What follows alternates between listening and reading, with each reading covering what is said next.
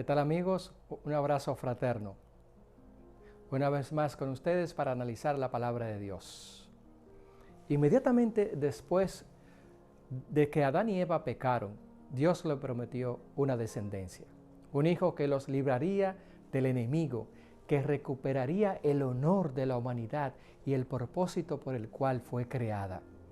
Este hijo los representaría y los redimiría, tomando su lugar y finalmente destruyendo al diablo, a la serpiente.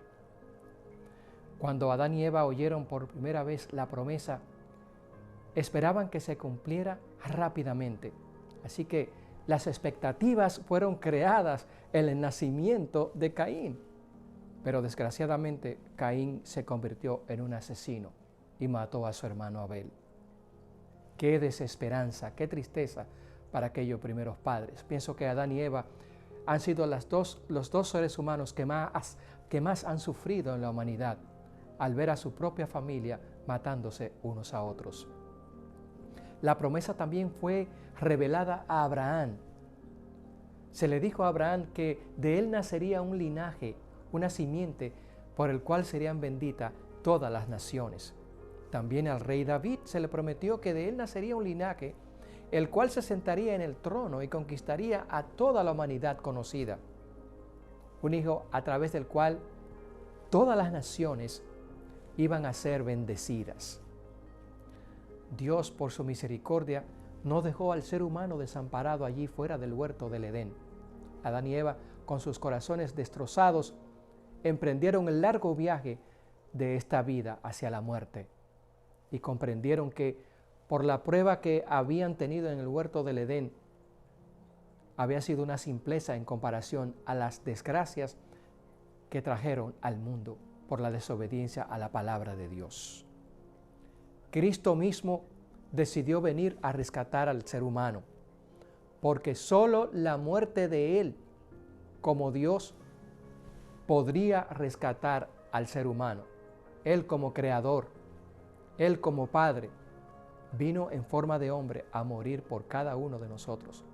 Los ángeles pudieron haberlo hecho, o quizás otras criaturas que existen en el universo también, pero solamente el Creador de nosotros fue el mismo Redentor, y en Él fueron benditas todas las naciones cuando nació en esta tierra para traer alegría, para traer esperanza, para terminar con el pecado. Es así como Dios promete a sus hijos la llegada del Mesías a la tierra. Me gusta mucho la frase que usan los profetas al referirse a este tiempo en que esta gran promesa se cumpliría.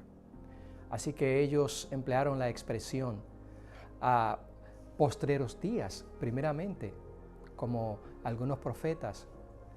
Pero la última expresión que usa Daniel es la que dice el tiempo del fin. En estos postreros días, y Daniel dice en el tiempo del fin, para hablar más específicamente sobre los últimos días de la historia de la humanidad. Dios prometió obviamente a su pueblo que en estos postreros días se cumplirían esa promesa. Ya, todo se ha cumplido. Dios levantó un rey que se sentó en el trono de David. Él derrotó a Satanás y atrajo a todas las naciones hacia sí mismo. En este sentido, entonces, ha comenzado el tiempo del fin, porque Jesús ha cumplido las promesas de Dios. Nuestros padres espirituales murieron en la fe, vivieron y saludaron las promesas de lejos, pero no las recibieron. Nosotros, por otro lado, hemos visto esas promesas cumplirse en nosotros. Cristo vino a la tierra y liberó al mundo de la más abyecta esclavitud. Pensemos por un momento en las promesas de Jesús. El Padre prometió resucitarlo, lo resucitó.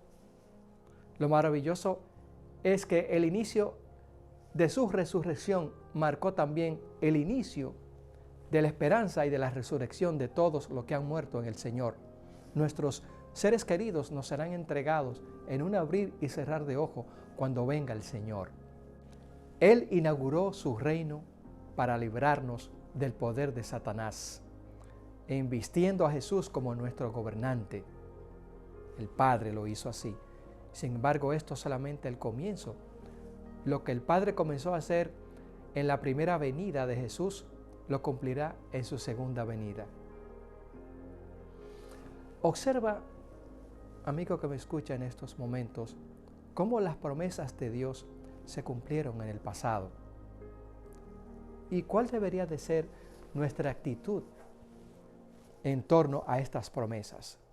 Confiar en Cristo, confiar en ellas, porque todo se ha cumplido. Esas promesas de esperanza, esas promesas de ayuda en el momento difícil por el cual estamos pasando, por el cual pasa la humanidad, de guerras, terremotos, pestilencia tras pestilencias, de angustia, de personas que sufren, de familias que lloran a sus seres queridos, que pasan al descanso. La promesa se ha cumplido. Y muy pronto el reloj eterno ha comenzado a marcar los segundos que faltan para el advenimiento de Cristo a la tierra. Lo más hermoso de la palabra de Dios es que Él nos ha hablado mediante su Hijo. Por eso encontramos en el libro de Hebreos esa maravillosa prosa hermosísima que nos habla de que es la promesa más importante de las Sagradas Escrituras en un término literario y artístico. Y su principal afirmación es que Dios nos ha hablado en su Hijo Jesucristo. Dios es un artista definitivamente, y el arte es la expresión de Dios. Para muchos judíos, nos dice la historia, la palabra de Dios no se escuchaba durante mucho tiempo, así que los últimos profetas en hablar o en decir algunas profecías o un llamado al pueblo de Israel fue Malaquías, Nehemías. En esta parte nos entraremos en la porción que dice: siento el resplandor de su gloria y la imagen misma de su sustancia. Así que la palabra de Dios no puede equivocarse. Realmente Cristo es la misma imagen del Padre, y solo el pecador podía ser redimido por Dios, porque su ley es perfecta y la ley demandaba que solo el creador de ella podía ser el sustituto de la raza humana para morir en lugar de nosotros. En el Antiguo Testamento, la gloria de Dios se refiere a su presencia visible en su pueblo. Esta presencia a menudo se asocia con la luz y el resplandor. Las Escrituras nos informan que Jesús es la luz que vino a este mundo para revelar la gloria de Dios. Pensemos por un poco, amigos queridos, por ejemplo, en cómo se manifestó Jesús en la transfiguración. Y se transfiguró delante de ellos, de sus discípulos, y resplandeció su rostro como el sol, y sus vestidos se hicieron blanco como la luz.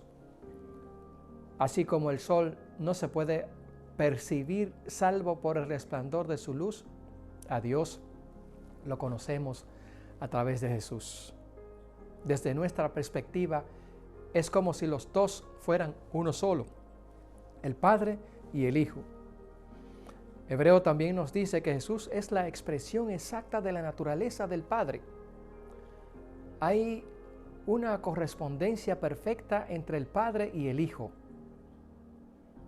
Tengamos en cuenta que los seres humanos llevan la imagen de Dios, más no la naturaleza de Dios, porque Dios no conoce pecado ni es pecador. No obstante, el Hijo comparte la misma naturaleza con el Padre.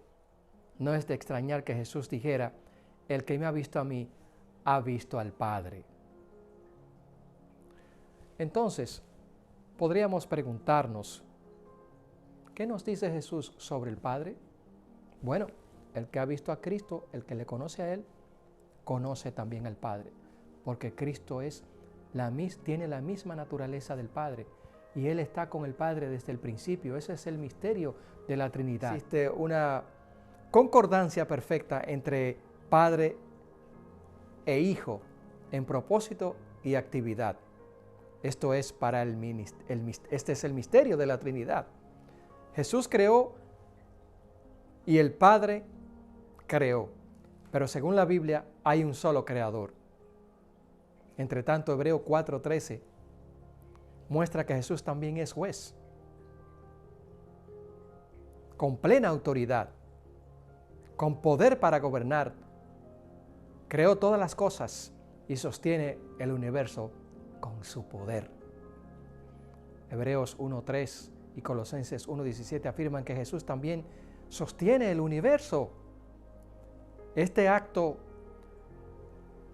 sustentado probablemente incluye la idea de orientación o dirección.